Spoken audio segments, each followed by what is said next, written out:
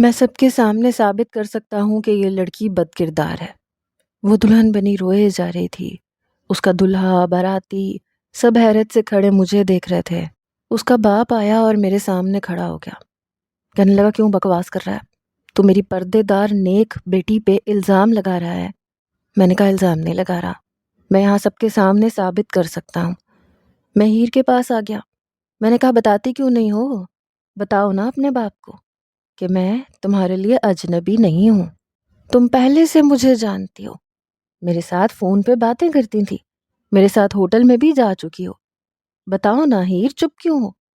اس کی آنکھوں سے مسلسل آنسو بہہ رہے تھے۔ وہ کہنے لگی، یہ جھوٹ بول رہا ہے۔ وہ صاف مکر گئی۔ گاؤں کا چودھری کہنے لگا، گال سن منڈیا، گاؤں کے ایک گھر کی عزت سارے گاؤں کی عزت ہوتی ہے، اور ایک نیک باکردار لڑکی پہ الزام لگانے والے کا منہ کالا کر کے اسے کھوتی پہ بٹھا کے گاؤں سے باہر نکالتے ہیں۔ برسوں سے ہمارے ہاں یہ رواج چلا آ رہا ہے۔ نہ کل اس کے خلاف ہم نے قدم اٹھایا تھا، نہ آج اٹھائیں گے۔ میں نے کہا، میں اچھی طرح سے جانتا ہوں آپ کی رسموں کو۔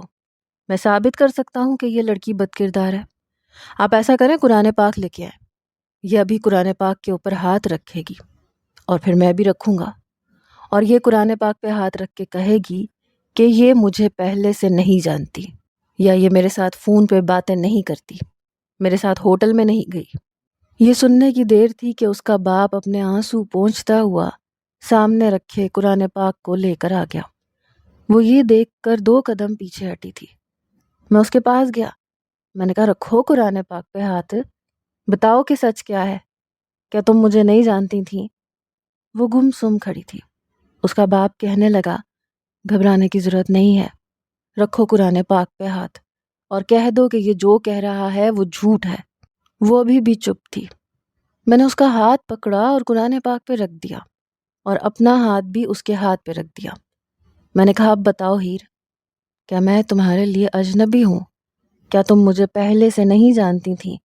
کیا تم نے مجھ سے فون پہ باتیں نہیں کی تھیں؟ وہ چپ تھی۔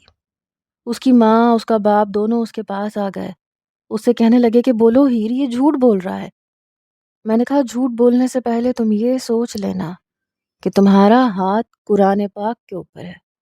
وہ ابھی بھی روئے جا رہی تھی، کچھ کہہ نہیں رہی تھی۔ میں نے کہا، چپ کیوں ہو؟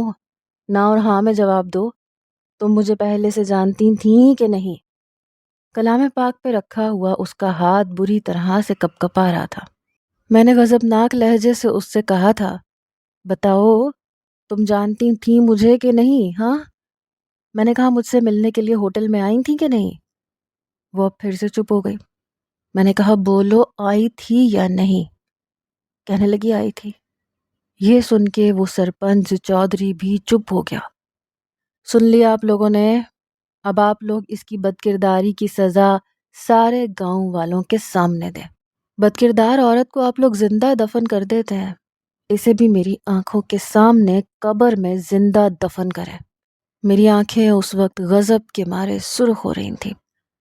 میں گاؤں میں اپنے باپ کی پرانی خاندانی حویلی بیچنے کے لیے آیا تھا، اور یہاں گاؤں میں آنا میری مجبوری تھی، ورنہ 10 سال کی عمر میں میرے بابا مجھے شہر لے گئے تھے۔ میں نے ساری زندگی شہر میں گزاری تھی۔ میں بمشکل 18 سال کا تھا جب میرے والد کا انتقال ہو گیا۔ کافی بڑا بزنس تھا ان کا۔ میرے بابا جدی پشتی امیر تھے۔ گاؤں میں بہت ساری جائیداد تھی، حویلی تھی، زمینیں تھیں۔ وہاں سے اتنا پیسہ آ جاتا تھا کہ بنا کمائے بھی ہم باپ بیٹا عیش کی زندگی گزار رہے تھے۔ لیکن اس کے باوجود میرے والد نے شہر میں ایک بہت بڑی فیکٹری بنائی تھی۔ میں صرف آفس میں جا کے بیٹھا ہی کرتا تھا۔ جب سے وہ بیمار ہوئے تھے مجھے زبردستی آفس لے جایا کرتے تھے۔ میں کالج سے آتا تو وہ مجھے آفس لے جاتے، مجھے کہتے کہ تمہیں ہر چیز کا پتہ ہونا چاہیے۔ میں کہتا، مجھے کیوں پتہ ہونا چاہیے؟ آپ بڑے ہیں نا، آپ سب کچھ مینیج کر لیں۔ کہنے لگے، تمہیں میں ابھی کچھ نہیں بتا سکتا۔ انہوں نے نہیں بتایا تھا کہ وہ کینسر کے عارضے میں مبتلا ہے۔ اپنی طبیعت کی خرابی کا مجھے احساس تک نہیں ہونے دیتے تھے، بس مجھے ہر چیز سمجھاتے رہتے۔ میرے پاس ایک میرے باپ کا ہی تو رشتہ تھا۔ اپنی ماں سے میں بے تحاشا نفرت کرتا تھا، کیونکہ وہ ایک بری عورت تھی۔ ایک دوسرے مرد کی خاطر اس نے نہ اپنی اولاد کی پرواہ کی اور نہ اپنے شوہر کی۔ اس لیے مجھے عورت ذات سے ہی نفرت ہو گئی۔ 5 سال کا تھا میں جب میں نے ماں کے روپ میں عورت کی بے وفائی کا روپ دیکھا تھا۔ میرے نزدیک عورت بک جانے والی یا چند سکوں کی خاطر دوسرے مرد کی خاطر اپنے گھر بار کو چھوڑ دینے والی ایک حقیر سی چیز تھی۔ میرا سب کچھ میرے بابا تھے، لیکن جب ان کی حالت بہت زیادہ خراب ہو گئی تو ہاسپٹل میں ان کے پاس بیٹھا ان کا ہاتھ پکڑے آنسو بہا رہا تھا۔ وہ مجھے دیکھ کے کہنے لگے، تم تو میرے بہادر بیٹے ہو۔ میں نے کہا، نہیں ہوں میں بہادر، بابا آپ نے مجھے بتایا کیوں نہیں تھا؟ ہر غم آپ اپنے اندر چھپا لیتے ہیں۔ وہ کہنے لگے، جب مجھے پتا چلا کوئی حل ہی نہیں تھا، میں نے کہا ہم بیرون ملک چلے جاتے، وہاں سے آپ کا علاج کروا دیتے۔ وہ کہنے لگے، کوئی علاج نہیں تھا بیٹا، تمہیں بتا کے پریشان نہیں کرنا چاہتا تھا، لیکن اب سب کچھ تمہیں سنبھالنا ہے۔ میں روئے جا رہا تھا۔ میں نے کہا، میں نہیں سنبھال سکتا، مجھے کچھ نہیں آتا، میں آپ کے بغیر نہیں چل سکتا، آپ کو کیوں سمجھ نہیں آتی؟ ان کی آنکھوں سے آنسو گر کے تکیا بھگو رہے تھے۔ وہ کہنے لگے، میرے اختیار میں تو نہیں ہے، کرنا تو تمہیں ہی ہے۔ اس رات میں ہاسپٹل کے اس فولڈنگ بیڈ پہ اپنے باپ کے ساتھ ہی سویا تھا۔ ان کے بازو پہ سر رکھ کے بچپن سے اپنے باپ کے ساتھ ہی سوتا رہا تھا۔ بڑا ہوا تو کمرہ الگ ہو گیا، لیکن جب بھی بیمار ہوتا تھا تو وہ میرے سرہانے بیٹھے رہتے تھے، میرا خیال رکھتے تھے۔ کبھی مجھے ماں کی کمی محسوس نہیں ہونے دی تھی، لیکن ماں کی کمی کا خلا میرے اندر موجود تھا۔ اپنی ماں کی حقیقت جاننے کے بعد مجھے نفرت ہو گئی تھی لفظ ماں سے، لفظ عورت سے۔ میرے نزدیک عورت ایک بلڈی بچ تھی، بے وفا، بک جانے والی چیز۔ میرے والد مجھے چھوڑ کے جا چکے تھے۔ ان کی وصیت کے مطابق انہیں ان کے گاؤں کے آبائی قبرستان میں ہی دفنایا گیا تھا، لیکن دفنانے کے فوراً بعد میں شہر واپس آ گیا۔ اس دن میں بہت رویا تھا۔ 3 دن تک ٹھیک سے کھانا پینا بھی نہیں کیا تھا۔ کوئی نہیں تھا میرے آنسو پونچھنے والا۔ اکیلا کمرے میں تھا۔ گھر میں صرف ملازمین تھے۔ آہستہ آہستہ میں نے خود کو خود ہی سنبھالا۔ اپنی تعلیم کے ساتھ ساتھ بابا کی فیکٹری بھی چلانے لگا۔ وقت یوں ہی گزرنے لگا، لیکن وقت کے ساتھ ساتھ میری نفرت عورتوں سے بڑھنے لگی۔ میں لڑکیوں سے دوستی کرنے لگا، انہیں پیار کا جھوٹا جھانسا دیتا، پھر انہیں قیمتی تحائف دیتا، ہوٹل میں کھانا کھلاتا، پھر اپنا مطلب ان سے پورا کرتا۔ میں پہلے سونے کی کوئی نہ کوئی چیز ان کو دیتا، جسے دیکھ کے ان کی آنکھیں چمک اٹھتی۔ کچھ لالچی قسم کی لڑکیاں بھی تھیں جو سونے چاندی کی چیزیں دیکھ کے خود ہی میرے قریب ہو جاتی تھیں، اور میں اکثر یہ سوچتا تھا کہ یہ ہے عورت کی اوقات، چند قیمتی تحائف۔ جس لڑکی کو چاہتا اپنے بیڈ کی زینت بنا لیتا، پھر انہیں پیسے دے دیتا۔ اپنی ماں کے کیے گئے ظلم کا بدلہ میں ہر عورت سے لیتا تھا۔ ابھی بھی میں ایک لڑکی کے ساتھ رات بتا کے بڑی گہری نیند سو رہا تھا جب اس نے مجھے جگانے کی کوشش کی۔ وہ کہنے لگی، زین ڈارلنگ اٹھ بھی جاؤ۔ میں نے خمار آلود آنکھیں کھولیں اور پھر میں نے کہا، کیا ہے، سونے دو نا۔ کہنے لگی، مجھے تو جانے دو۔ میں نے اس کے اوپر سے اپنا ہاتھ ہٹایا۔ میں نے کہا، جاؤ۔ وہ اٹھ کے واش روم میں چلی گئی۔ کچھ دیر بعد اس نے اپنی حالت ٹھیک کی۔ اس کے بعد وہ میرے سامنے کھڑی تھی۔ کہنے لگی، میرے پیسے؟ میں نے کہا، یار مجھے پریشان مت کرو، سائڈ ٹیبل کی دراز میں رکھے ہیں، جتنے چاہے لے لو۔ یہ سن کر اس کے چہرے پہ مسکراہٹ آئی تھی۔ میں جانتا تھا کہ اس کی یہی اوقات ہے۔ پیسے کی خاطر ہی تو عورت شاید سب کچھ چھوڑنے کے لیے تیار ہو جاتی ہے۔ اس نے ٹیبل کا دراز کھولا، پیسے لیے۔ میں نے کہا، میرے ڈرائیور سے کہنا تمہیں تمہارے گھر تک چھوڑ دے گا۔ کہنے لگی، تھینک یو سو مچ۔ میں نے کہا، اوکے اب جاؤ۔ وہ چلی گئی تو میں گہری نیند لینا چاہتا تھا، پرسکون اور لمبی نیند، کیونکہ آدھی رات سے زیادہ میری جاگ کے گزری تھی۔ لیکن گاؤں سے فون آ گیا۔ وہ کہنے لگے، زین صاحب آپ کی حویلی کا بہت اچھا گاہک لگ گیا ہے۔ میں نے کہا، تو کیا کروں اب؟ وہ کہنے لگا، آپ کو ابھی حویلی آنا پڑے گا۔ میں نے کہا، ٹھیک ہے آ جاؤں گا۔ وہ کہنے لگا، جو گاہک لگا ہے وہ بیرون ملک سے آیا ہے، اسے جلدی ہے، اس لیے جتنا جلدی ہو سکے آپ گاؤں پہنچ جائیں۔ میں نے بیزاری سے فون کٹ کیا تھا۔ فون کو میں نے بیڈ پہ پھینکا، کروٹ لی اور سو گیا۔ میں دوپہر ڈھلنے کے بعد اٹھا تھا، لیکن ابھی بھی سر بھاری تھا۔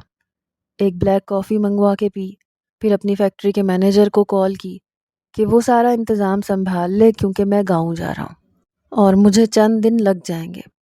وہ کہنے لگا سر بے فکر رہے۔ پھر میں اپنی گاڑی میں ہی گاؤں آ گیا۔ ڈرائیو کر کے میں حویلی پہنچا تو ملازمین نے حویلی کی کافی صاف ستھرائی کر رکھی تھی۔ میں نے کہا کہاں ہے کلائنٹ؟ کہنے لگا کہ اسی سے آپ کی بات کروا دیں گے۔ میں نے کہا میں یہاں زیادہ دن نہیں رکوں گا۔ کہنے لگے جی جی ہم جانتے ہیں۔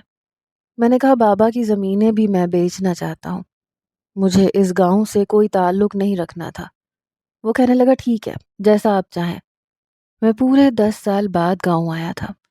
آخری بار 18 سال کی عمر میں آیا تھا، میرے بابا کی آخری وصیت پوری کرنے کے لیے، انہیں ان کے آبائی قبرستان میں دفنانے کے لیے، جہاں اس عورت کی قبر بھی تھی جس سے مجھے شدید نفرت تھی۔ وہ تھی میری ماں۔ بہرحال گاؤں کافی بدل گیا تھا۔ کافی کچے مکان تھے جو اب پکے مکانوں میں تبدیل ہو گئے تھے۔ نئی نئی سوسائٹیاں بن گئی تھیں۔ بہرحال شام کے وقت میں کافی کوفت کا شکار ہوا۔ شہر میں تو دل بہلانے کے لیے بہت کچھ تھا، یہاں گاؤں میں کچھ بھی نہیں تھا۔ اس لیے میں اپنی گاڑی میں گاؤں کے ایک چھوٹے سے بازار چلا گیا۔ یہ وہی بازار تھا جہاں بچپن میں میں اپنے باپ کے ساتھ آیا کرتا تھا۔ ابھی تک وہاں پہ وہی پرانی چنا چاٹ کی چھوٹی سی دکان تھی۔ یہاں کی چنا چاٹ بہت مشہور تھی، جب بھی بابا کے ساتھ آتا تھا ضرور کھاتا تھا، بہت مزے کی تھی۔ اس لیے میں اس چاٹ والے کے پاس آ گیا۔ اس وقت زیادہ رش نہیں تھا، بس ایک شخص تھا جو چاٹ لے رہا تھا۔ میں اس کے پاس جا کے کھڑا ہو گیا۔ میں نے کہا مجھے ایک پلیٹ بنا دو۔ کہنے لگا صاحب جی ابھی بنا دیتا ہوں۔ ابھی میں وہیں کھڑا ہی تھا جب ایک لڑکی آ کے بڑی تیزی سے مجھ سے ٹکرائی۔ میں نے پلٹ کے دیکھا تو برقع نقاب پہنے وہ بڑی عجلت میں تھی۔ چنے چاٹ والے کے پاس آئی اور اسے یہ تک احساس نہیں تھا کہ کتنے برے طریقے سے وہ مجھ سے ٹکرائی ہے۔ کہنے لگی فیکے چل میری ویر 2 پلیٹیں چنا چاٹ کی بنا کے دے۔ فیکے چل جلدی سے 2 پلیٹیں چنا چاٹ کی بنا دے، فٹافٹ مرچ اور کھٹا تیز رکھ میرا ویر۔ اس کا انداز اور لہجہ پنجابی تھا، آدھی پنجابی آدھی اردو بول رہی تھی وہ، لیکن اس لڑکی کی آنکھیں بڑی حسین تھیں، ہیزل گرین کلر کی، اور اس کا رنگ بھی دودیا سفید تھا۔ بہرحال وہ نوجوان جو سامنے چاٹ بنا رہا تھا کہنے لگا صاحب جی آپ کی پلیٹ میں مرچیں کتنی ڈالنی ہے؟ اس سے پہلے کہ ابھی میں اسے بتاتا وہ لڑکی فوراً سے کہنے لگی پہلے مجھے بنا دو اور دونوں پلیٹیں پارسل کر دو، جلدی کرو دیر ہو رہی ہے مجھے۔ میں نے کہا دیکھو میں پہلے آیا تھا تو پہلے مجھے بنا کے دو، میرا یہ کہنا تھا۔ وہ لڑکی کمر پہ ہاتھ رکھ کے مجھ سے کہنے لگی آپ 10 منٹ صبر بھی کر سکتے ہو۔ باؤ جی میں آپ سے کہہ تو رہی ہوں مجھے دیر ہو رہی ہے، فیکے پہلے تو میری پلیٹیں بنا کے دے، چل جلدی کر۔ میں نے کہا محترمہ آپ بعد میں آئی ہیں اس لیے آپ کی باری بعد میں آتی ہے۔ میں نے کہا پہلے پلیٹ مجھے بنا کے دو۔ عجیب جاہل لڑکی تھی، کہنے لگی ہیر جہاں کھڑی ہو جائے نا باؤ جی لین وہاں سے شروع ہوتی ہے۔ ٹھیک ہے چل چل میرا ویر، فیکے فٹافٹ 2 پلیٹیں پارسل کر کے دے مجھے۔ مجھے بڑا غصہ آیا۔ میں نے کہا پہلے چاٹ مجھے بنا کے دو، اگر تم نے اس لڑکی کو دی تو میں یہاں پہ تمہاری ساری چیزیں زمین پہ پھینک دوں گا، ویسے بھی مجھے جلدی تھی۔ کہنے لگی ٹھیک ہے اگر تو نے اس شہری بابو کو چاٹ بنا کے دی نا تو یاد رکھی مجھ سے برا کوئی نہیں ہوگا۔ پھر مجھ سے کہنے لگی بات سنو جی میری، مجھ سے پنگا لینے کی کوشش نہ کرنا۔ شور مچا دیا نا میں نے، سارے دکانداروں نے تیری وہ چھترول کرنی ہے تجھے نانی یاد آ جائے گی۔ میں نے کہا او میڈم تم یہاں پہ تماشا لگانا چاہتی ہو تو یاد رکھنا تماشا تو میں تمہارا بنا کے رکھ دوں گا، اور بلاؤ جس کو تم نے بلانا ہے، میں بھی دیکھوں نانی کس کو یاد آتی ہے۔ میں نے بھی اپنی آستینیں چڑھا دی۔ وہ دکاندار پریشان ہو گیا، کہنے لگا دیکھو جی تسی دونوں آپس میں نہ لڑو، میں دونوں کو برابر برابر بنا دیتا ہوں۔ اس نے 3 پلیٹیں لیں اور برابر برابر سامان رکھ رہا تھا۔ وہ مجھے غصے سے دیکھ رہی تھی اور میں اسے۔ اس نے 2 پلیٹیں چنا چاٹ کی لیں اور ایک گھوری مجھے ڈالی۔ جانے سے پہلے اس نے شاپر پکڑا اور کہنے لگی، کمینہ کہیں کا۔ میں جو چمچ منہ میں ڈالنے لگا تھا وہیں رک گیا۔ میں نے کہا، اے لڑکی، کمینہ کس کو کہہ رہی ہو؟ کہنے لگی، یہ آگے دیواروں کو کہہ رہی ہوں۔ یہ کہنے کے بعد جیسے ہی وہ واپسی کے لیے پلٹی، 2 قدم آگے بڑھائے، وہیں پہ ٹھٹک کے رک گئی۔ میں اپنی چاٹ کھا رہا تھا، ساتھ میں ادھر ادھر بھی دیکھ رہا تھا۔ جب میں نے پلٹ کے دیکھا تو وہ وہیں اسٹیچو بنی کھڑی تھی۔ پھر کہنے لگی، مارے گئے۔ پھر اس نے واپس دکان کی طرف منہ موڑ لیا۔ میں اسی کو دیکھ رہا تھا۔ وہ میرے پاس آ کے کھڑی ہو گئی۔ میں اپنی چاٹ کھا رہا تھا، ساتھ میں غصے سے اسے بھی دیکھ رہا تھا۔ وہ میرے پاس آ کے میرے برابر میں کھڑی ہو گئی۔ کچھ دیر بعد وہاں ایک نوجوان آیا۔ میں اسی کو دیکھ رہا تھا۔ وہ کافی بڑے جسم کا مالک تھا، موٹی موٹی مونچھیں تھی۔ وہ لڑکی میرے پاس آئی، کہنے لگی، یہ بدماش میرے پیچھے پڑا ہوا ہے، کب سے بازار میں مجھے پریشان کر رہا ہے۔ تبھی میں جلدی میں چاہ رہی تھی، آپ میری مدد کر دیں گے؟ میں نے کہا، جی نہیں۔ تب تک وہ نوجوان اس لڑکی کے پاس آ کے کھڑا ہو گیا۔ وہ کہنے لگی، وے مسئلہ کیا ہے تیرے ساتھ؟ کب سے دیکھ رہی ہوں میرا پیچھا کری جا رہا ہے۔ وہ کہنے لگا، ایسی تو کوئی بات نہیں ہے۔ وہ کہنے لگی، دیکھ، یہ میرا مرد ہے، اس کی ووٹی ہوں میں، اور میرا مرد غصے کا بڑا تیز ہے۔ اب اگر تو نے میرا پیچھا کیا نا تو یہ تیرا منہ توڑ دے گا۔ میں تو اس کی شکل دیکھتا رہ گیا، کتنی آسانی سے اس نے جھوٹ بولا تھا۔ وہ نوجوان مجھے دیکھ کے ذرا سا گھبرایا، پھر کہنے لگا، نہیں نہیں، ایسی بات نہیں ہے جو آپ سمجھ رہی ہیں۔ وہ کہنے لگی، تو اور کیا بات ہے؟ کب سے دیکھ رہی ہوں میرا پیچھا کر رہا ہے، لیکن اس کو اپنی زبان میں سمجھاتا ہے اب میرا آدمی۔ ساتھ میں مجھے ملتجی نظروں سے دیکھ رہی تھی، آنکھوں میں التجا کر رہی تھی کہ میں اس کے جھوٹ پہ اس کا ساتھ دوں۔ میں نے گہری سانس لی اور اس نوجوان سے کہا کہ ہاں یہ میری بیوی ہے، اور دیکھو میں غصے کا واقعی بہت تیز ہوں، اس لیے جاؤ یہاں سے، کیوں پریشان کر رہے ہو اسے؟ وہ کہنے لگا، نہیں بس مجھے کوئی غلط فہمی ہو گئی تھی، اصل میں بہن جی کی نا نقاب میں شکل میری کسی جاننے والی سے ملتی ہے، اس لیے مجھے لگا یہ وہ ہے۔ وہ کہنے لگی، نہ مجھے ایک بات بتا، میری شکل تیری پھپھی، تائی، چاچی سے ملتی ہوگی تو کیا تو میرا پیچھا کرے گا؟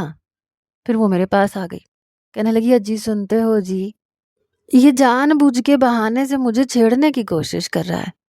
میں نے کہا، اوے، میری ووٹی پہ کوئی بری نظر ڈالے نا تو میں اس کی آنکھیں نکال دیتا ہوں، چل نکل یہاں سے۔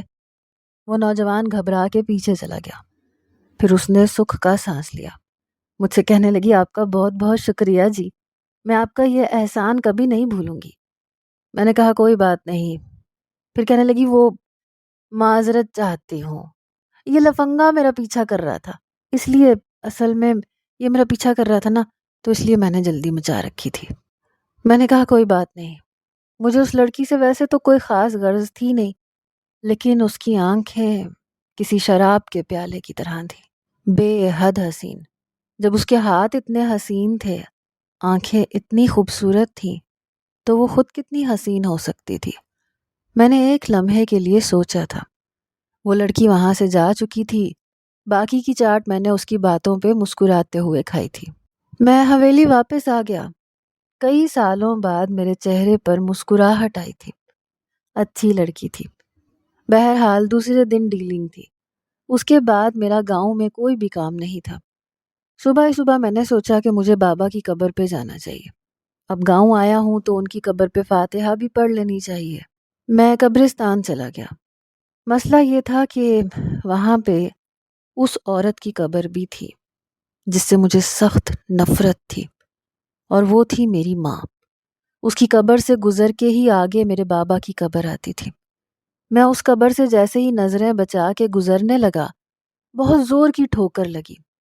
نیچے شاید کوئی پتھر تھا۔ میں منہ کے بل اسی قبر پہ گرا اور میرے سر پہ چوٹ لگ گئی۔ مجھے بہت غصہ آیا۔ میں نے کہا، تو میرا پیچھا چھوڑ کیوں نہیں دیتی؟ پہلے بچپن میں تو میری زندگی کھا گئی، اب مر کے بھی تجھے سکون نہیں ہے؟ جب بھی یہ سوچتا ہوں کہ میری تم سے جان چھوٹ جائے گی، لیکن چھوٹتی ہی نہیں ہے۔ زندگی میں تو جو چوٹ تم نے مجھے دینی تھی دے دی، لیکن مرنے کے بعد بھی چوٹ دینے سے باز نہیں آئی۔ کیسی ماں ہو تم؟ میرے لیے تم کسی گالی سے زیادہ اہمیت نہیں رکھتی۔ میں اٹھا، میرے کپڑے اور میرے ہاتھ مٹی سے بھر چکے تھے، سر کے کنارے سے ہلکا سا خون رس رہا تھا۔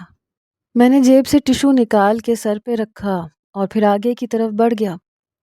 اپنے والد کی قبر پہ میں نے فاتحہ پڑھی، ان کے لیے دعائیں کی۔ آنسو تھے کہ مسلسل میری آنکھوں سے نکل رہے تھے۔ بابا کی یاد بڑی شدت سے آنے لگی تھی۔ کچھ دیر وہیں بیٹھا میں ان سے باتیں کرتا رہا۔ پھر واپسی کے لیے جیسے ہی قبرستان سے باہر نکلا 7 بج رہے تھے۔ میں صبح ہی صبح بابا کی قبر پہ آیا تھا، کیونکہ شام کو ڈیلنگ کے بعد مجھے واپس شہر کی طرف جانا تھا۔ 7 بجے میں جیسے ہی قبرستان سے باہر آیا، گاڑی سٹارٹ کی، پر گاڑی تھی کہ سٹارٹ ہی نہیں ہو رہی تھی۔ پتہ نہیں گاڑی کو کیا مصیبت ہو گئی تھی۔ مجھے بے تحاشا غصہ آنے لگا۔ میں نے کہا یہ سب اسی عورت کی نحوست کی وجہ سے ہوا ہے۔ میں ہر چیز کا الزام اپنی ماں کو ہی دیتا تھا۔ پھر میں گاڑی سے نیچے اترا، ایک زوردار پاؤں سے ٹھوکر گاڑی کو ماری۔ پھر میں پیدل ہی چلتا ہوا اڈے کی جانب جانے لگا۔ جہاں وہ قبرستان تھا وہ علاقہ کافی پرانا تھا، باقی سڑکیں ابھی بھی لال اینٹوں کی ہی تھیں۔ میں وہاں سے گزر رہا تھا کہ وہی نوجوان مجھے وہاں نظر آ گیا۔ وہ مجھے بڑے غور سے دیکھ رہا تھا، پھر میرے پاس آ گیا، کہنے لگا باؤ جی تسی وہ بازار والے باؤ جی ہو نا؟ میں نے کہا ہاں میں وہی ہوں۔ کہنے لگا اچھا اچھا، تو خیر ہے، قبرستان سے کیوں نکل رہے ہو؟ کون ہے جی آپ کا یہاں پہ؟ میں نے کہا میرے والد کی قبر ہے، اس پہ فاتحہ پڑھنے آیا تھا، لیکن گاڑی خراب ہو گئی ہے۔ وہ کہنے لگا اوہو کوئی نہ، تھوڑی دیر تک یہاں مکینک کی دکان کھل جائے گی، میں آپ کی گاڑی صحیح کروا دوں گا۔ میں نے کہا وہ تو بعد کی بات ہے، فی الحال مجھے واپس جانا ہے اپنے گھر، جو یہاں سے بہت دور ہے۔ یہاں کوئی ٹانگا یا رکشہ نہیں مل سکتا کیا؟ کہنے لگا اس ویلے تو نہیں ملے گا، میرا گھر قریب ہے، وہاں آ جائے، ناشتہ واشتہ کریں، ہمیں خدمت کا موقع دیں، تھوڑی دیر تک مکینک کی دکان کھل جائے گی تو میں آپ کی گاڑی ٹھیک کروا دوں گا۔ میں نے کہا نہیں نہیں اس کی ضرورت نہیں ہے۔ وہ کہنے لگا باؤ جی لگتا ہے شہر سے آئے ہو، ہمارے تو پھر مہمان ہوئے نا، آؤ جی آؤ، تکلف نہ کرو۔ وہ مجھے لے کے اپنے گھر چلا گیا۔ جون کا مہینہ تھا، کافی گرمی تھی، میں پسینے سے شرابور ہو چکا تھا۔ قبرستان کی قریبی گلی میں اس کا گھر تھا، گلی کا آخری مکان تھا اس کا۔ اس نے دروازہ کھٹکھٹایا تو ایک ادھیڑ عمر شخص نے دروازہ کھولا، جس نے سفید دھوتی پہن رکھی تھی، اوپر سے سفید کرتا۔ وہ اس نوجوان کو دیکھنے لگا، کہنے لگا اوے کھوتیا، ساری رات دوستاں بیلیاں نال گزار کے ہن تینوں گھر دی یاد آئی ہے۔ وہ شرمندہ سا ہوا، پھر اس کے باپ کی نظر مجھ پہ پڑی تو کہنے لگا یہ کون ہے؟ وہ کہنے لگا میرا دوست ہے، شہر سے آیا ہے، گاڑی خراب ہو گئی ہے اس کی ابا، تو جب تک مکینک دکان نہیں کھولتا میں گھر لے آیا۔ وہ کہنے لگا اچھا اچھا ٹھیک ہے، اس کو تو یہاں کمرے میں بٹھا دے، بیٹھک میں نہ جانا۔ وہ کہنے لگا کیوں وہاں کون ہے؟ تو وہ کہنے لگے تیری ماں کو تاں چڑھا ہوا ہے، بیٹھک میں لاہوری کولر کے سامنے لیٹی ہوئی ہے، اس کو نہ چھیڑنا۔ پھر کہنے لگے باؤ جی تسی اندر آؤ، آؤ تسی۔ پھر اس نوجوان سے کہنے لگے جمالے باؤ جی کو پراٹھے کا ناشتہ کرا کے لسی پلا کے بھیجنا، اور پھر کھیتوں میں پہنچ، میں وہیں تیرا انتظار کر رہا ہوں۔ وہ کہنے لگا آہو جی کیوں نہیں، ابا جی میں باؤ جی کی گاڑی ٹھیک کروا کے آتا ہوں۔ اس کے والد جا چکے تھے۔ اس نے جلدی سے صحن میں چارپائی بچھائی، بڑا سا صحن تھا، چاروں طرف کمرے بنے ہوئے تھے۔ جہاں میں بیٹھا تھا سامنے ہی باورچی خانہ تھا۔ اس نے مجھے بٹھاتے ہی سامنے اسٹینڈ فین آن کر دیا، کیونکہ گرمی بہت تھی، میں ویسے بھی پسینے سے شرابور ہو چکا تھا، اس لیے پنکھے کی ہوا بھی بھلی لگ رہی تھی۔ پھر وہ سامنے ایک کمرے میں چلا گیا، شاید کسی کو جگانے کے لیے گیا تھا۔ ایک زنانہ آواز آ رہی تھی، کہنے لگا اٹھ جا، میرا یار آیا، اس کو ناشتہ بنا دے۔ وہ کہنے لگی جمالے جا یہاں سے، مجھے تنگ نہ کر، میں نے ٹھیکہ نہیں لے رکھا تیرے یار بیلیوں کا۔ مجھے یہ بتا ان کو ان کے گھر میں کوئی پوچھتا نہیں ہے جو منہ چک کے آ جاتے ہیں یہاں پہ ناشتہ کرنے؟ وہ کہنے لگا اچھا اب آ گیا ہے تو پوچھ لینا نا اس سے، مر کیوں رہی ہے، چل اٹھ جانا، ورنہ میں نے ابا سے کہہ دینا کہ تو نے مہمان کو ناشتہ نہیں دیا تھا۔ وہ کہنے لگی اللہ کرے جمال تو مر جائے، ساتھ میں تیرے یہ یار پہلے مر جائے، میری زندگی جہنم بنا دی تو نے۔ وہ کہنے لگا زبان کو لگام دے ورنہ چمیڑ مار دینی میں نے تیرے منہ پہ، سدھی ہو، چل اٹھ کے باہر آ۔ کہنے لگی آ رہی ہوں، جا تو یہاں سے۔ تو وہ کہنے لگا منہ لپیٹ کے آنا، باہر ہی بیٹھا ہے وہ۔ کہنے لگی باہر کیوں بٹھایا اسے، بیٹھک میں بٹھاتا نا۔ کہنے لگا اماں لیٹی ہے وہاں، تاں چڑھا ہویا اسے، میں اماں سے ناشتہ بنوا لیتا نہیں تو تیرے منہ نہ لگتا، چل جلدی آ۔ پتہ نہیں کون تھی جس کو وہ جگانے کی کوشش کر رہا تھا، پھر باہر آ گیا۔ کچھ دیر بعد ایک لڑکی منہ پہ دوپٹہ لپیٹے آدھی نیند میں باہر آئی، شاید وہ اٹھنا نہیں چاہتی تھی۔ اس کی آنکھوں کو دیکھ کے میں کچھ ٹھٹکا تھا، مجھے لگا جیسے یہ وہی لڑکی ہے جو بازار میں بھی مجھے دکھی تھی، لیکن وہ یہاں کیا کر سکتی تھی اس لڑکے کے گھر میں؟ یہ تو بدماش قسم کا تھا۔ بہرحال کچن کے بالکل برابر میں پانی کا مٹکا تھا، ایک اسٹینڈ پہ رکھا ہوا تھا۔ اس لڑکی نے جیسے ہی مجھ پہ نظر ڈالی تو وہ بری طرح سے گھبرائی۔ بوکھلاہٹ میں کچن میں جانے کی جلدی میں وہ مٹکے سے ٹکرا گئی اور دھڑام سے مٹکا نیچے گرا۔ سارا مٹکا ٹوٹ گیا، پانی بھی نیچے گر گیا۔ یہ ایک بے ساختہ سا عمل تھا۔ اس نوجوان کے ساتھ میں بھی وہیں پہنچ گیا۔ بوکھلاہٹ سے وہ اپنا دوپٹہ منہ سے ہٹا چکی تھی۔ چہرہ تھا یا 14ویں کا چاند، میں تو اپنا ہوش کھو بیٹھا۔ وہی ہیزل گرین آنکھیں، بے حد خوبصورت اور بے حد حسین چہرہ۔ وہ لڑکی مجھے دیکھ کے بری طرح سے گھبرا کے کچن میں چلی گئی۔ جمال کہنے لگا انی ہو گئی تھی، نظر نہیں آتا تجھے؟ پھر ٹوٹے ہوئے مٹکے کے ٹکڑے اٹھانے لگا۔ وہ کہنے لگا باؤ جی تسی منجی تے جا کے بیٹھو، اس کا تو روز کا یہی سیاپا ہے، کام چور کہیں کی۔ میں چارپائی پہ بیٹھ گیا۔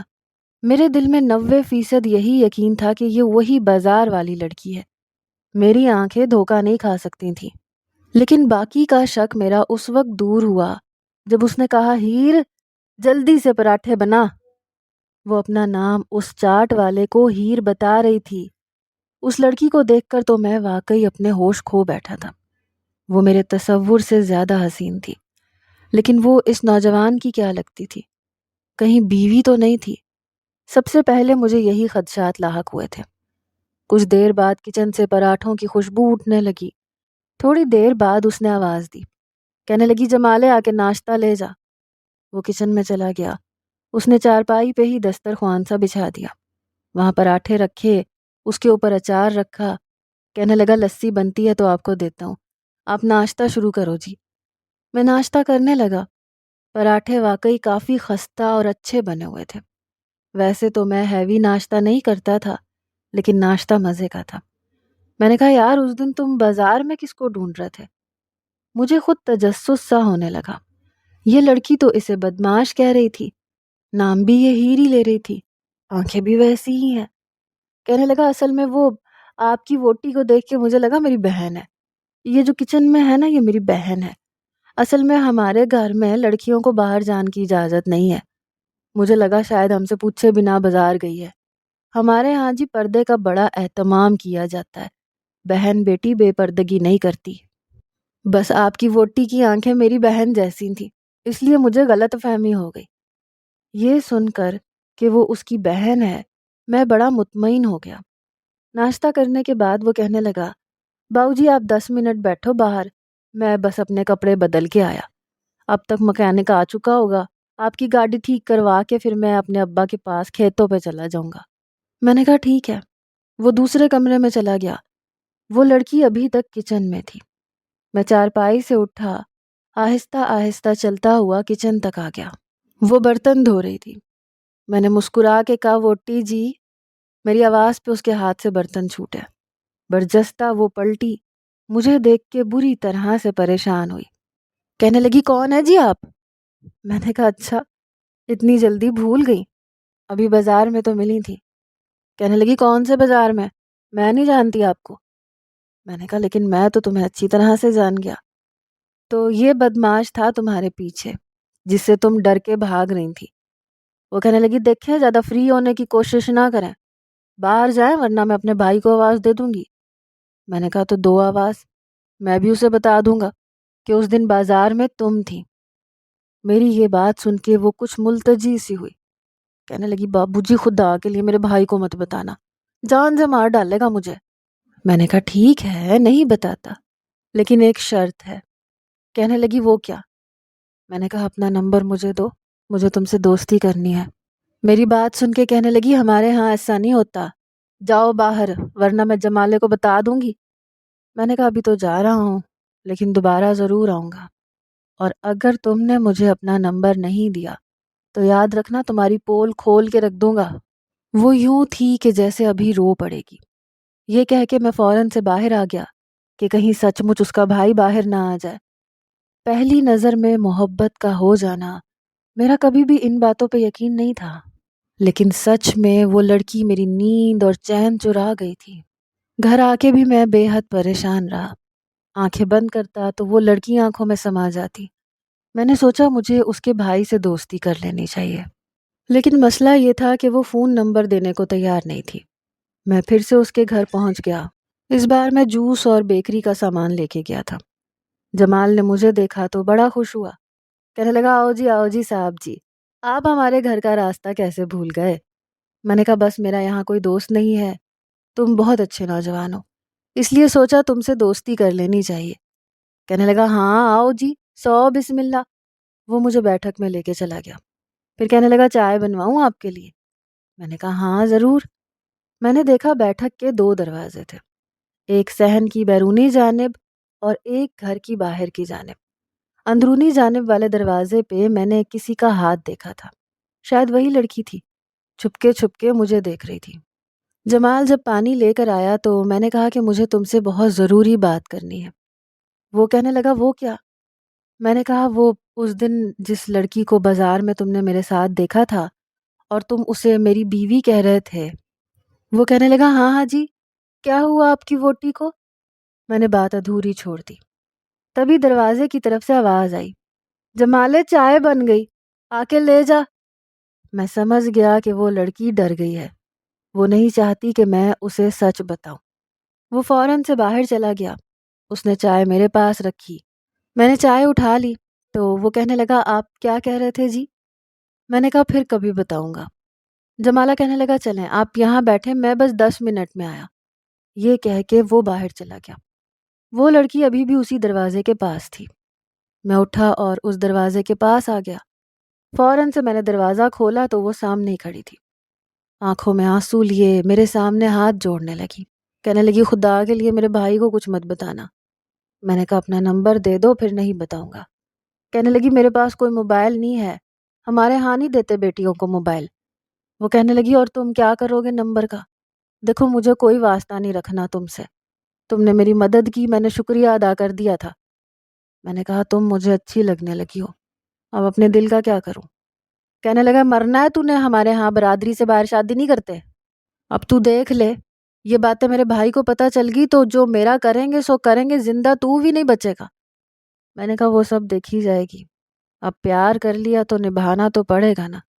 کہنے لگی مجھے کوئی پیار نہیں تجھ سے، دیکھ اگر تجھے مرنے کا شوق ہے نا تو مر جا کے، لیکن مجھے اپنی زندگی سے بڑا پیار ہے، میں نہیں مرنا چاہتی، میں تیرے آگے ہاتھ جوڑتی ہوں، جان چھوڑ دے میری۔